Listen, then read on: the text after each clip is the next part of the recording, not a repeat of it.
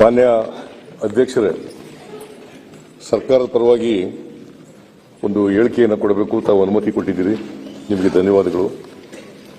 ಈ ಒಳ ಮೀಸಲಾತಿ ಬಗ್ಗೆ ನಿನ್ನೆ ಸರ್ಕಾರ ಒಂದು ತೀರ್ಮಾನವನ್ನು ಮಾಡಿದೆ. ಆ ತೀರ್ಮಾನವನ್ನು ನಾವು ಅಸೆಂಬ್ಲಿ ನಡೀತಾ ಇರೋದ್ರಿಂದ ಅಸೆಂಬ್ಲಿನಲ್ಲೇ ಸ್ಟೇಟ್ಮೆಂಟ್ ಮಾಡಬೇಕು ಅಂತೇಳಿ ತೀರ್ಮಾನ ಮಾಡಿ ಈಗ ಆ ಹೇಳಿಕೆಯನ್ನು ಕೊಡ್ತಾ ಇದ್ದೇನೆ. ಪರಿಶಿಷ್ಟ ಜಾತಿಗಳ ಒಳ ಮೀಸಲಾತಿ ಸರ್ಕಾರದ ತೀರ್ಮಾನ ಕುರಿತು ಹೇಳಿಕೆ.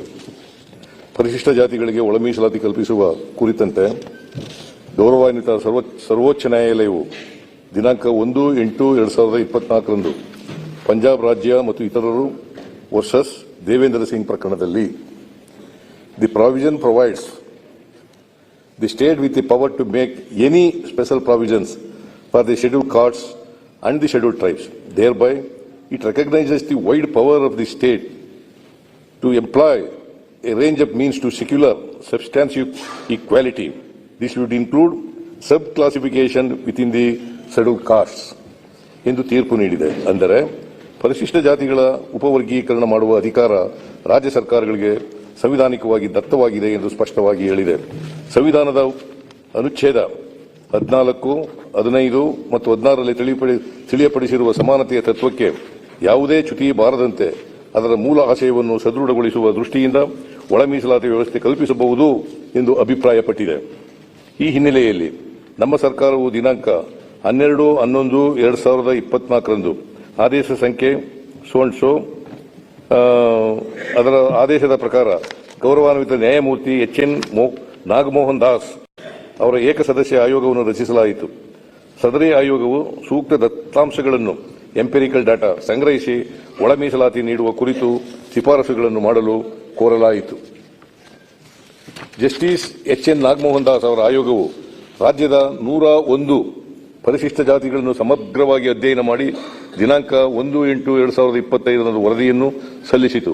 ಆಯೋಗವು ಪರಿಶಿಷ್ಟ ಜಾತಿಗಳಿಗೆ ಸೇರಿದ 1,05,09,871 ಜನರ ದತ್ತಾಂಶಗಳನ್ನು ಸಂಗ್ರಹಿಸಿದೆ. 93% ಪರಿಶಿಷ್ಟ ಜಾತಿಗಳ ಜನಸಂಖ್ಯೆಯು ಈ ಸಮೀಕ್ಷೆಗೆ ಲಭ್ಯವಾಗಿದೆ. ಸಚಿವ ಸಂಪುಟವು ಈ ವರದಿಯನ್ನು ಕೂಲಂಕಷವಾಗಿ ಪರಿಶೀಲಿಸಿದೆ. ದಿನಾಂಕ 19/8/2025 ನಡೆದ ಸಚಿವ ಸಂಪುಟದಲ್ಲಿ ಜಸ್ಟಿಸ್ ನಾಗಮೋಹನ್ ದಾಸ್ ಅವರ ಶಿಫಾರಸುಗಳನ್ನು ಕೆಲವು ಮಾರ್ಪಾಡುಗಳೊಂದಿಗೆ ಅಂಗೀಕರಿಸಿದ್ದೇವೆ.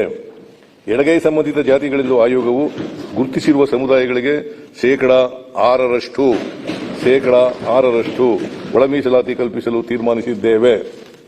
ಜಸ್ಟಿಸ್ ನಾಗಮೋಹನ್ ದಾಸ್ ಆಯೋಗವು ಪರಯ, ಮೊಗೇರ ಮುಂತಾದ ಬಲಗೈ ಸಂಬಂಧಿತ ಜಾತಿಗಳನ್ನು ಎಡಗೈ ಸಂಬಂಧಿತ ಜಾತಿಗಳ ಜೊತೆ ಸೇರಿಸಲಾಗಿದೆ ಎಂಬುದನ್ನು ಗಮನಿಸಿದ ಸಚಿವ ಸಂಪುಟವು ಈ ಜಾತಿಗಳನ್ನು ಬಲಗೈ ಸಂಬಂಧಿತ ಜಾತಿಗಳ ಜೊತೆ ಸೇರಿಸಿ ಬಲಗೈ ಸಂಬಂಧಿತ ಜಾತಿಗಳ ಸಮೂಹಕ್ಕೆ ಶೇಕಡಾ 6% ಮೀಸಲಾತಿ ಕಲ್ಪಿಸಲು ತೀರ್ಮಾನಿಸಿದ್ದೇವೆ.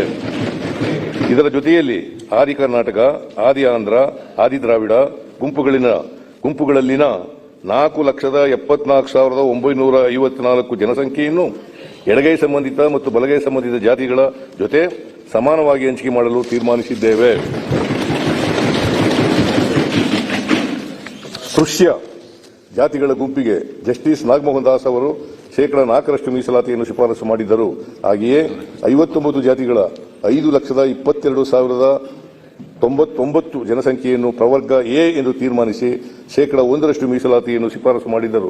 ಕೆಲವು ತಾಂತ್ರಿಕ ಕಾರಣಗಳಿಂದ ಎರಡೂ ಗುಂಪುಗಳನ್ನು ಒಟ್ಟಿಗೆ ಸೇರಿಸಿ ಶೇಕಡಾ 5% ಮೀಸಲಾತಿ ನೀಡಲು ತೀರ್ಮಾನಿಸಿದ್ದೇವೆ.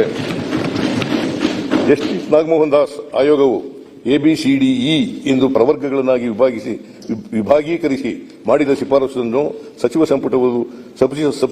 ಸಂಪುಟವು ಎಬಿಸಿ ಎಂದು 3 ಪ್ರವರ್ಗಗಳನ್ನಾಗಿ ವಿಭಾಗೀಕರಿಸಲು ಹಾಗೂ ಎಡಗೈ ಸಂಬಂಧಿತ ಜಾತಿಗಳ ಎ ಪ್ರವರ್ಗಕ್ಕೆ ಶೇಕಡಾ 6, ಬಲಗೈ ಸಂಬಂಧಿತ ಜಾತಿಗಳುಳ್ಳ ಬಿ ವರ್ಗಕ್ಕೆ ಶೇಕಡಾ 6 ಹಾಗೂ ಸಿ ವರ್ಗಕ್ಕೆ ಶೇಕಡಾ 5% ಒಳ ಮೀಸಲಾತಿ ನೀಡಲು ತೀರ್ಮಾನಿಸಿದ್ದೇವೆ.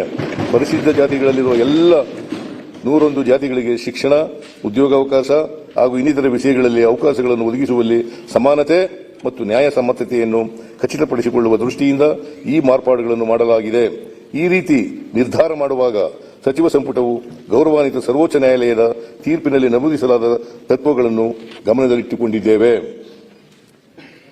ಪರಿಶಿಷ್ಟ ಜಾತಿಗಳಲ್ಲಿನ ಚಲನಶೀಲತೆಯನ್ನು ಹಾಗೂ ಲಭ್ಯವಾಗುವ ದತ್ತಾಂಶಗಳನ್ನು ಪರಿಶೀಲಿಸಿಕೊಂಡು ಕಾಲಕಾಲಕ್ಕೆ ಈ ಜಾತಿಗಳನ್ನು ಅಧ್ಯಯನ ಮಾಡಿ ವರದಿ ನೀಡಲು ಶಾಶ್ವತ ಪರಿಶಿಷ್ಟ ಜಾತಿಗಳ ಆಯೋಗವನ್ನು ರಚಿಸಲು ತೀರ್ಮಾನಿಸಿದ್ದೇವೆ.